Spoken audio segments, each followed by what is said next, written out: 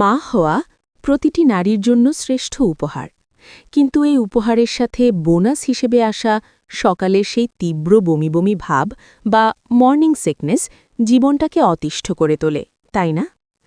আপনি কি এমন অবস্থায় আছেন যে সকালে ঘুম ভাঙলেই মনে হয় পৃথিবীটা দুলছে, পানির গন্ধেও বমি আসছে, এমনকি নিজের পছন্দের খাবারের ঘ্রাণও সহ্য করতে পারছেন না?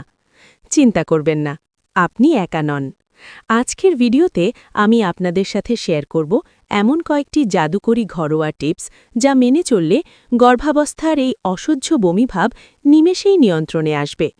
আর ভিডিওর একদম শেষে থাকবে এমন একটি বিশেষ পরামর্শ যা আপনার হজম শক্তি বাড়িয়ে শরীরকে রাখবে চনমনে। তো আজকের ভিডিওতে আমরা জানব কেন এই বমি হয় এবং ঘরোয়া কোন উপায়ে আপনি এর থেকে মুক্তি পেতে পারেন। গর্ভাবস্থায় বমি কেন হয়? গর্ভাবস্থায় শরীরে হরমোনের ব্যাপক পরিবর্তন ঘটে, বিশেষ করে HCG বা হিউম্যান কোরিয়নিক গোনাডোট্রপিন হরমোনের মাত্রা বেড়ে যাওয়ার কারণে মস্তিষ্কের বমি নিয়ন্ত্রণ কেন্দ্র উদ্দীপিত হয়। এছাড়া এই সময় হজম প্রক্রিয়া ধীর হয়ে যায় এবং ঘ্রাণ শক্তি অত্যন্ত সংবেদনশীল হয়ে পড়ে, যা বমির অন্যতম কারণ।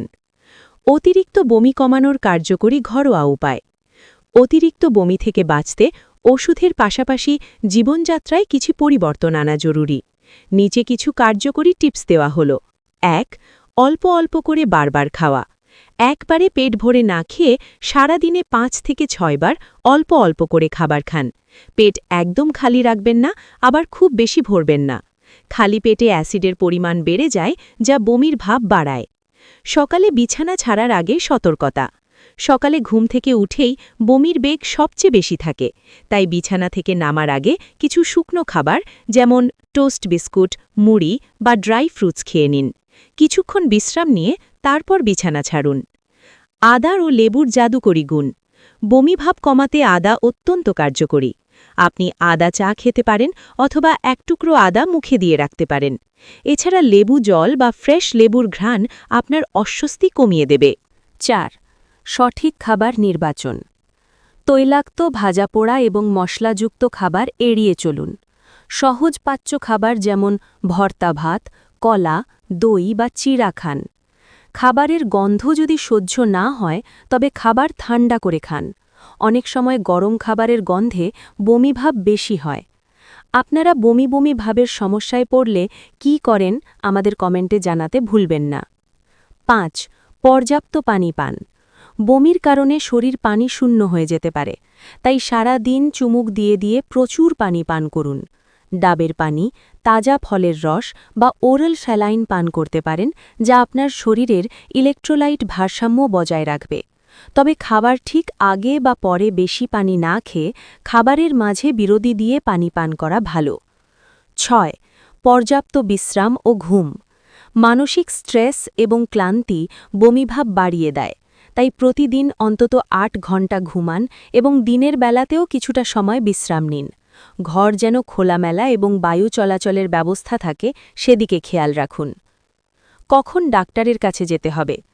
সাধারণ বমিভাব গর্ভাবস্থার স্বাভাবিক অংশ হলেও কিছু লক্ষণ দেখা দিলে দেরি না করে ডাক্তারের পরামর্শ নিতে হবে। যদি দিনে ১০ বারের বেশি বমি হয়, খাবার বা পানি কিছুই পেটে না থাকে, প্রস্রাবের পরিমাণ খুব কমে গেলে এবং রং গাঢ় হলুদ হলে, যদি মাথা ঘোরে বা আপনি অজ্ঞান হয়ে যান, ওজন দ্রুত কমতে শুরু করলে, বমির সাথে রক্ত গেলে। সতর্কতা: ডাক্তারের পরামর্শ ছাড়া কোনো ধরনের বমিনাশক ওষুধ খাবেন না।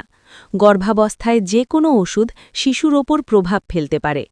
পরিবারের ভূমিকা। এই সময়ে একজন হবু মায়ের শারীরিক কষ্টের পাশাপাশি মানসিক সমর্থনের খুব প্রয়োজন।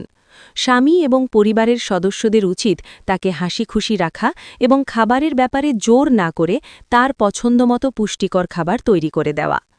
গর্ভাবস্থার এই কষ্ট সাময়িক, সাধারণত ৩ থেকে ৪ মাস পর এই বমিভাব এমনিতেই কমে যায়। একটু সচেতনতা আর সঠিক খাদ্যাভ্যাস আপনার এই সময়টাকে অনেক সহজ করে তুলতে পারে।